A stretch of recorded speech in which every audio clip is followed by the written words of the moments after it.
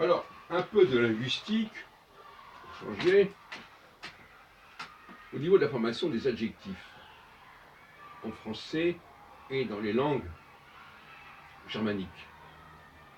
Alors, les langues germaniques, notamment l'anglais, quand on dit germanique, c'est-à-dire qu'elles ont été germanisées, parce que l'anglais a été d'abord celtisé, et puis germanisé, et puis francisé, etc. Bon.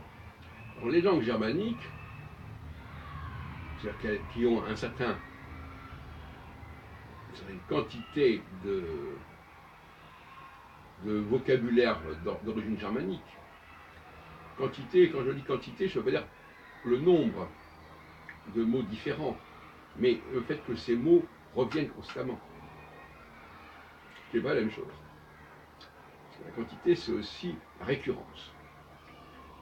Et c'est important parce que autrement, on n'a pas une vision correcte des choses. Il y a beaucoup de mots français en anglais, mais il y a des mots anglais qui sont très très récurrents. Qui sont très peu nombreux, mais qui sont très récurrents.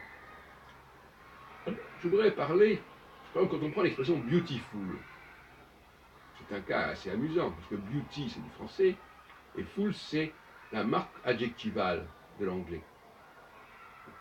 En allemand, ce serait plutôt Reich. Comme Friedrich, ça veut dire Friedreich, ça veut pas dire celui qui est riche, parce que le mot Reich vient du latin, et on trouve en français. Rich aussi en anglais, mais pas dans le même sens. Friedrich, le prénom Friedrich, c'est celui qui est paisible. C'est pas celui qui est riche en paix. Donc ici, il faut faire attention au niveau de la traduction, parce que souvent il y a des erreurs de traduction, trop littérales. Des formes en full, en beautiful, ça veut dire quelqu'un qui est plein de beauté. C'est quelqu'un qui est beau, tout simplement. Donc c'est des expressions qui, quand elles sont suffixées, comme Reich et full, n'ont pas le sens qu'elles ont quand elles sont utilisées comme adjectif en tant que tel. Ce sont des formes adjectivales, mais ce ne sont pas des adjectifs. Alors en français, en anglais, on dit grateful pour reconnaissant.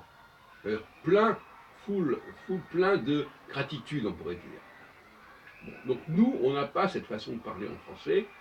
On n'emploie pas l'expression riche ou plein pour désigner telle et telle sensation, tel et tel statut.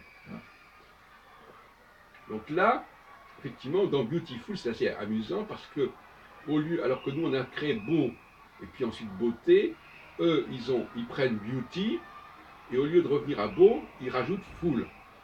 C'est pas très heureux, mais ça montre bien que l'anglais est une langue lourde. Parce que entre quelqu'un de dire il est beau et he is beautiful, excusez-moi, mais beautiful c'est très très lourd. Hein, bon, il faut quand même dire les choses comme elles sont.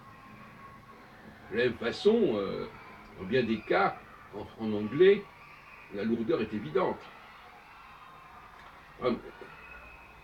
To indicate. To indicate, nous on dit indiquer. Il indique. Il indicate, c'est beaucoup lourd. Pourquoi? Parce que eux, ils construisent leur verbe à partir du substantif. Indication, donc, si y a indication, on va créer le verbe indicate. Alors qu'en réalité, ça n'a rien à voir. C'est indiquer qui donne indication. Et donc là encore, on indique indication et eux ils font indication, indicate. Ce sont des erreurs de lecture ou des maladresses plutôt qu'autre chose. Comme par exemple en anglais, par exemple, il y a énormément de cas de ce genre. Victoire, la victoire, nous, ça donne victorieux. Pour les Anglais, on parle de victorieux et après on donne victory. Donc c'est toujours plus long. L'anglais est très souvent au moins d'une syllabe plus long que le français. Dans l'emprunt lui-même, on parle de l'emprunt. Les emprunts de l'anglais au français sont des emprunts qui sont lourds, très souvent. Bon, c'est parce que ça a été mal conçu, mais c'est de la cuisine locale. Il faut bien oublier que l'anglais, le français en anglais, n'est pas entré par le biais, par un processus d'éducation systématique, grammaticale, etc. C'est entré de manière sauvage, ce que j'appelle l'épistémologie populaire, la linguistique populaire.